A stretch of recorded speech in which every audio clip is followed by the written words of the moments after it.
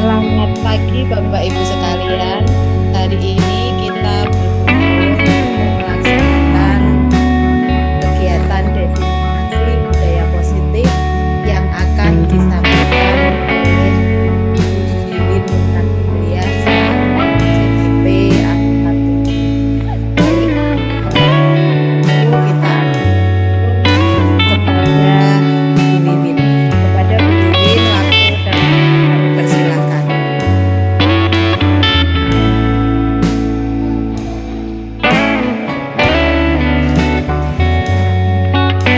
Assalamualaikum warahmatullahi wabarakatuh. Terima kasih atas waktu yang diberikan oleh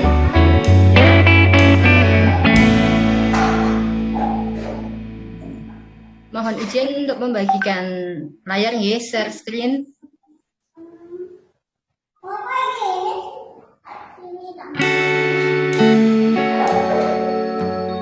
Maaf, apakah bisa dilihat Bu? Bapak Ibu Bisa. lihat? Oh, Bisa di-zoom.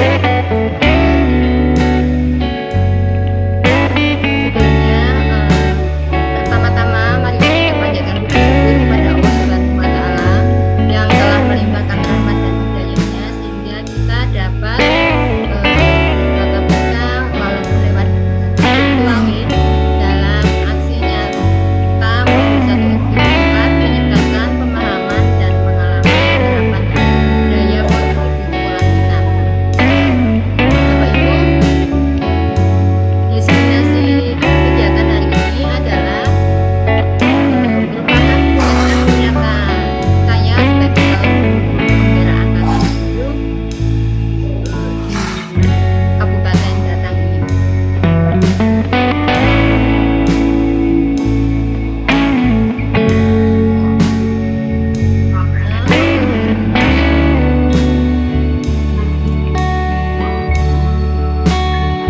Sebelumnya saya ucapkan selamat datang pada semua para peserta. Mari kita belajar bersama berkolaborasi, saling mendukung demi mewujudkan disiplin positif di sekolah kita.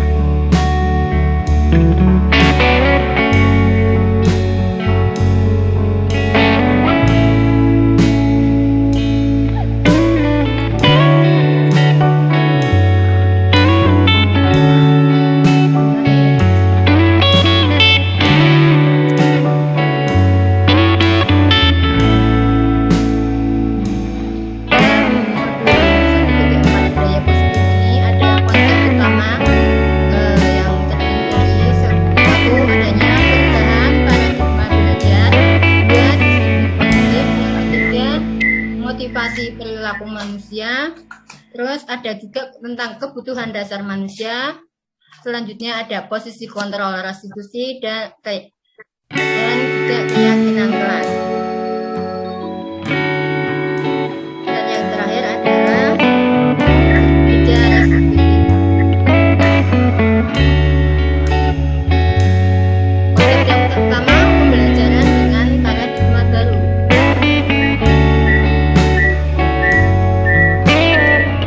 Pembelajaran dengan paradigma baru dirancang berdasarkan prinsip pembelajaran yang terdifferensiasi sehingga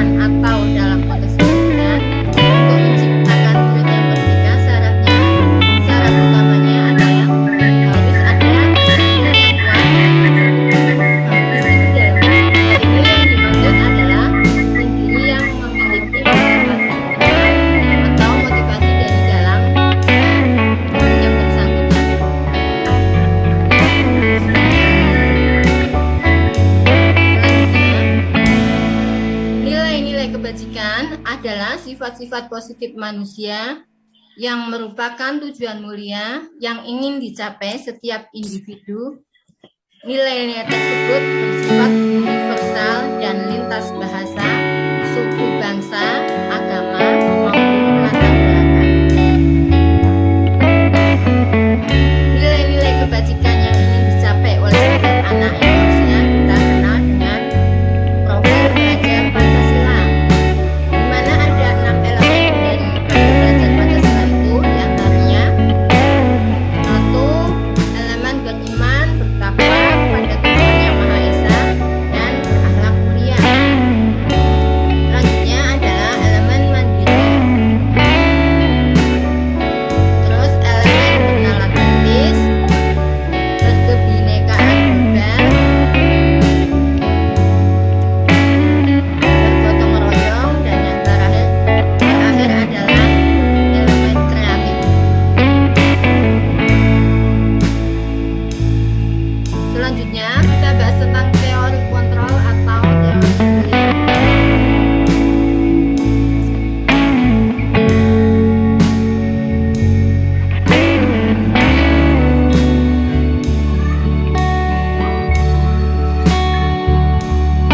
Setiap perilaku atau perbuatan memiliki suatu tujuan.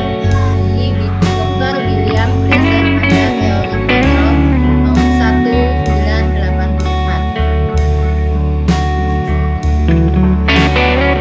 Dengan mengaitkan nilai-nilai kebajikan yang diakini seseorang, maka motivasi intrinsiknya akan terbangun, sehingga menggerakkan motivasi dari dalam untuk dapat mencapai tujuan mulia yang diinginkan. Dari Glasser 1998. Hanya kita yang bisa mengontrol diri kita sendiri, dan kita tidak bisa mengontrol orang lain. Setiap orang memiliki kolaborasi dan konsensus menciptakan pilihan baru.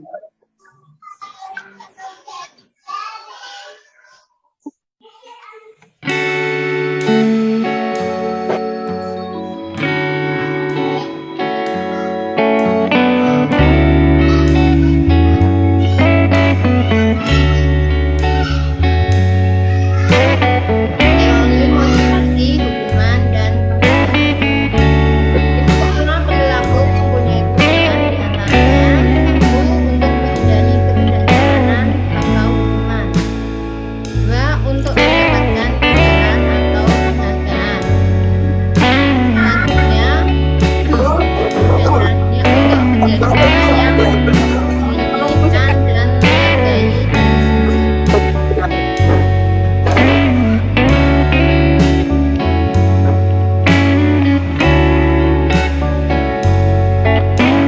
Perbedaan hukuman dan konsekuensi. Dalam hukuman merupakan sesuatu yang menyakitkan dan harus terjadi. Hukuman juga bisa membuat anak sakit, baik secara fisik maupun dalam jangka waktu yang lama, sehingga bisa menimbulkan kebencian anak terhadap hukuman. Juga adanya paksaan, anggapan mendorong anak untuk menyakiti diri sendiri. Hukuman merupakan konsep diri yang buruk. Dengan hukuman anak maka anak akan belajar untuk menyembunyikan kesalahan karena tidak ingin anak menjadi merasa marah, merasa bersalah, dan merasa dipermalukan dan tidak dihargai. Efek konsekuensi merupakan sesuatu yang harus terjadi, membuat anak merasa tidak nyaman dalam jangka waktu pendek. Anak jadi menghargai disiplin, adanya stimulus, mendorong anak agar mudah untuk menyesuaikan diri. Anak mempunyai konsep diri yang baik. Anak belajar untuk mematuhi peraturan. Anak jadi kehilangan hak buat tidak nyaman di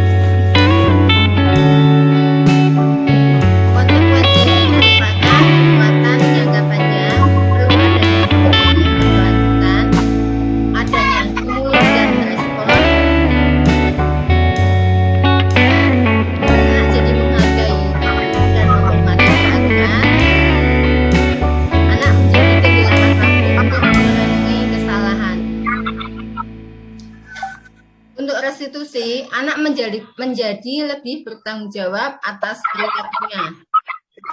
Fokus pada pemecahan masalah jangka panjang, anak menghormati dirinya dan orang lain.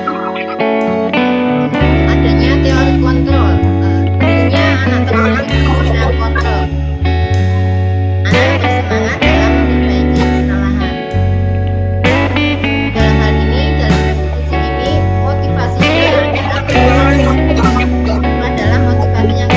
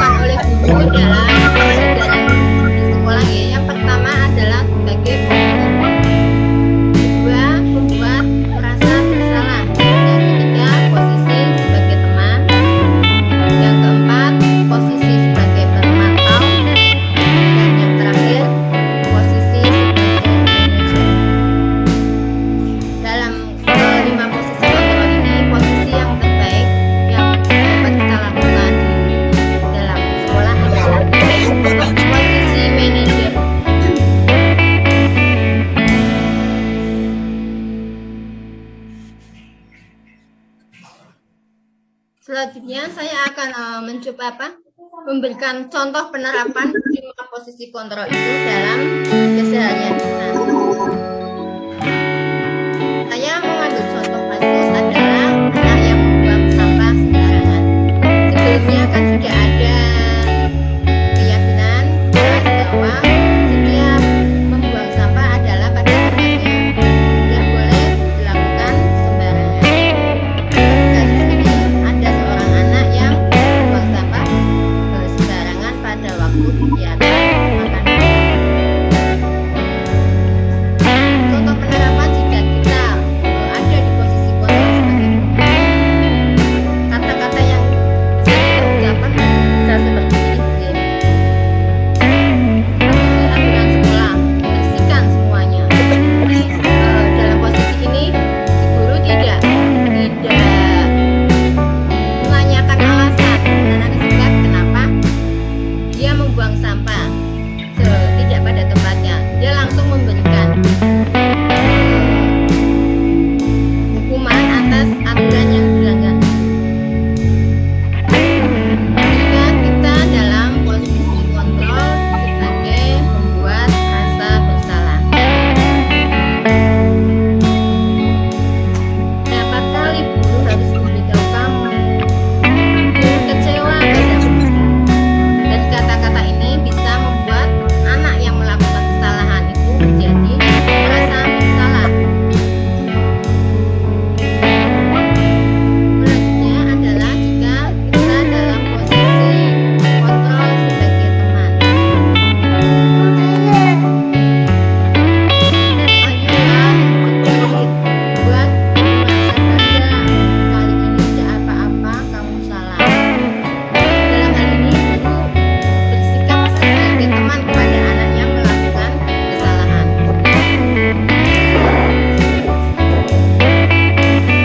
Posisi selanjutnya jika kita sebagai pemantau.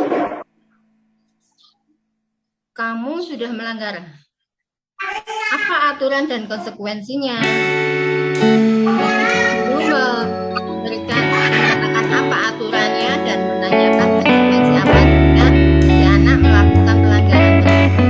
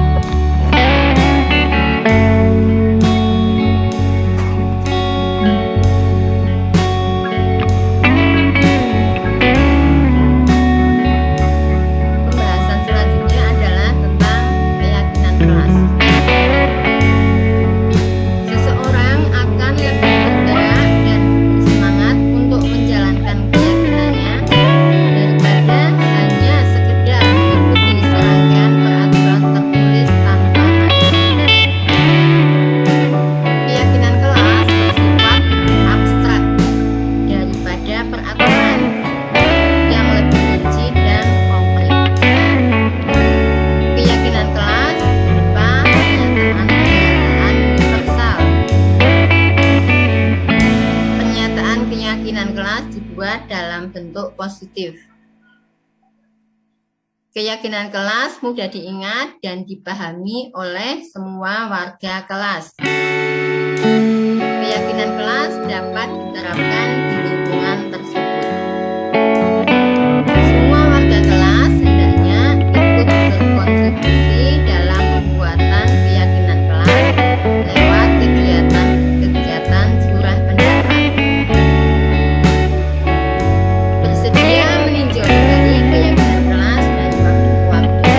Jadi jika masih ada sesuatu yang sudah tidak sesuai keyakinan kelas yang kita buat tidak sesuai lagi, maka kita bisa tinjau dan ubah lagi menjadi keyakinan kelas. Untuk keyakinan kelas ini saya sudah coba menerapkannya di sekolah saya di kelas A, yaitu kegiatan membuat keyakinan kelas. Lalu beserta didik bersama-sama membuat keyakinan kelas. Adapun langkahnya adalah pertama, kita berdiskusi tentang peraturan. Kita menjelaskan pada anak tentang peraturan-peraturan yang ada. Kemudian dari peraturan itu kita rumuskan menjadi suatu keyakinan. Dalam hal ini anak juga kita pendapat untuk ikut mengutarakan pendapatnya tentang peraturan yang tadi kita diskusikan. Kemudian langkah terakhir adalah menempel keyakinan kelas di kelas.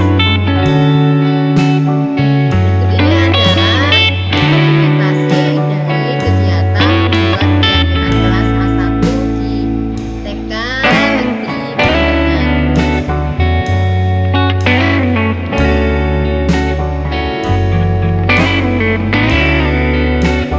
Guru berdiskusi dengan anak tentang peraturan-peraturan yang ada, lalu merumuskan peraturan itu menjadi suatu keyakinan kelas dan anak juga sudah menyetujuinya. Kemudian menempelkan keyakinan kelas di papan yang disediakan. Untuk selanjutnya keyakinan kelas ini kita bagikan ke grup wali murid agar wali murid juga tahu apa keyakinan kelasnya yang sudah kita buat bersama. Jadi orang tua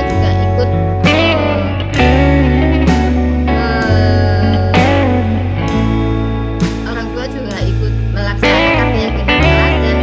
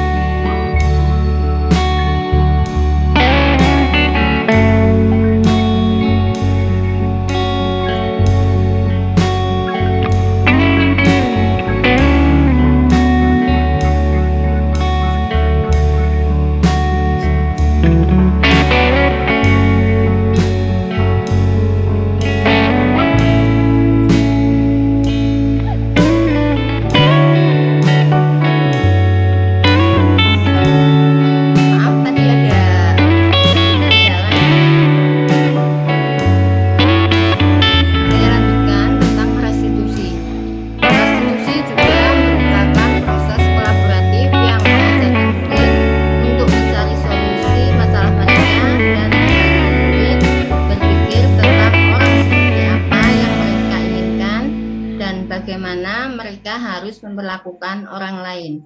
Dari Celsom Gosen 1996. Ciri-ciri restitusi. Pertama, bukan untuk menebus kesalahan, namun untuk belajar dari kesalahan. Yang kedua, memperbaiki hubungan. Yang ketiga, tawaran bukan paksaan. Yang keempat, restitusi menuntut untuk melihat ke dalam diri. Restitusi mencari kebutuhan dasar yang mendasari tindakan. Selanjutnya, restitusi diri adalah cara yang paling baik. Restitusi fokus pada karakter, bukan tindakan. Restitusi fokus pada solusi. Restitusi mengembalikan murid yang berbuat salah pada kelompoknya. Untuk melakukan restitusi ini, kita mengenal adanya segitiga restitusi, yaitu tahapan-tahapan dalam melakukan restitusi, yang digambarkan sebagai sebuah segitiga. Tahap pertama adalah menstabilkan identitas.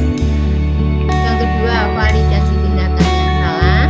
Yang ketiga, menanyakan keyakinan. Tahapan segitiga restitusi. Yang pertama, menstabilkan identitas. Hal ini bertujuan untuk mengubah identitas anak dari orang yang pernah gagal karena melakukan kesalahan menjadi orang yang sukses. Tahap selanjutnya adalah validasi tindakan yang salah. Setiap tindakan memiliki tujuan membantu peserta didik mengenali kebutuhan dasar yang ingin dipenuhinya ketika melakukan kesalahan. Tahap yang ketiga adalah menanyakan keyakinan. Anak akan siap dihubungkan dengan nilai-nilai yang dia percaya dan berpindah menjadi orang yang dia inginkan. Selanjutnya adalah penerapan segitiga restitusi di kelompok A1 dengan ditulis dengan kasus anak yang membuang sampah sembarangan.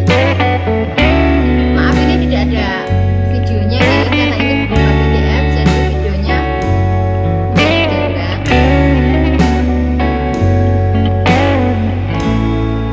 Selanjutnya adalah penerapan budaya positif yang sudah dilakukan TK Negeri dengan tulis, antaranya membudayakan 5S, senyum, salam, sapa, sopan, dan santun.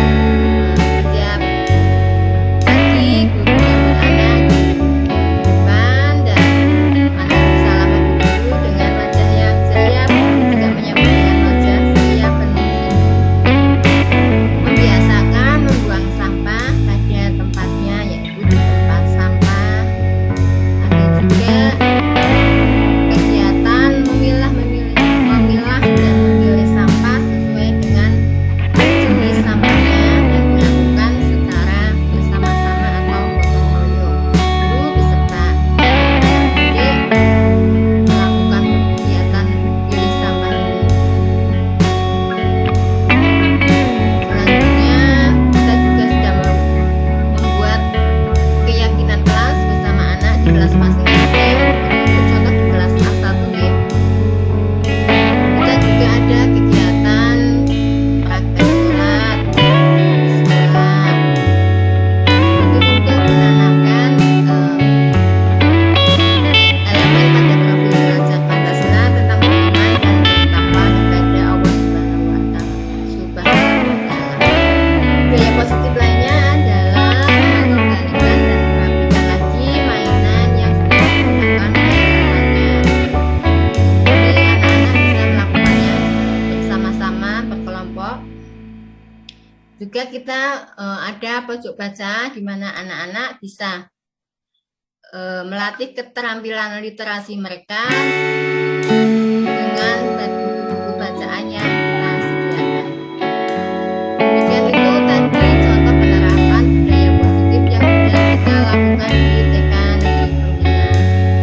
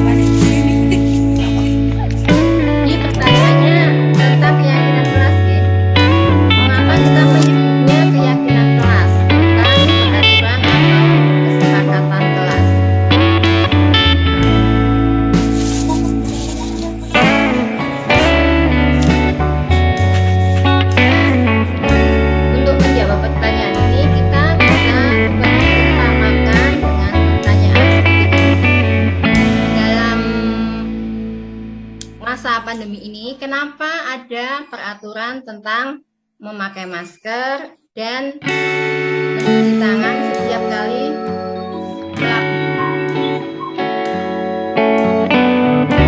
Maaf Bapak Ibu, tadi ada kendala jaringan ya. Saya akan lanjutkan tentang jawaban dari pertanyaan Bu Susi, mengapa kita sebutnya sebagai keyakinan keras bukan keyakinan kesepakatan keras.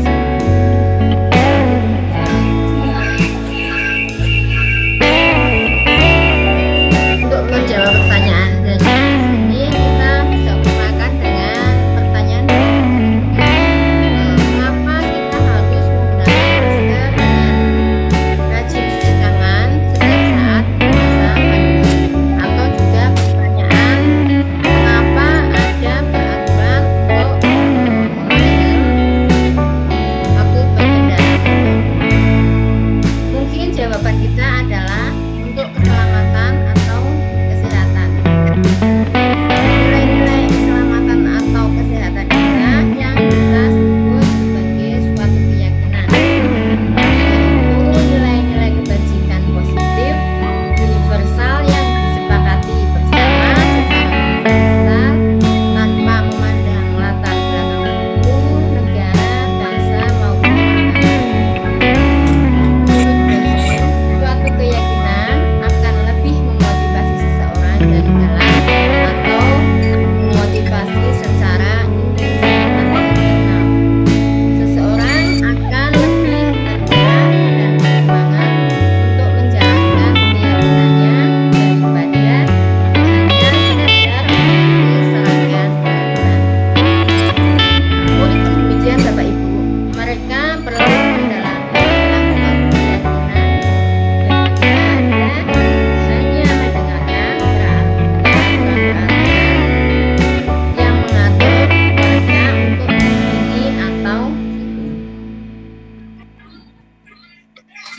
Dengan menyebut sebagai suatu keyakinan kelas, diharapkan motivasi yang timbul dari anak untuk menjalankan aturan yang ada merupakan motivasi positif.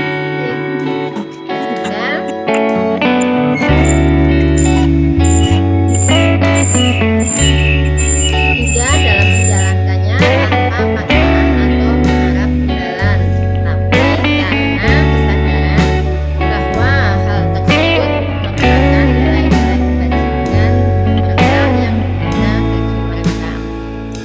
Nilai-nilai universal itu macam-macam, diantaranya yang tadi adalah keselamatan, kesehatan. Demikian Susi, jawaban dari saya.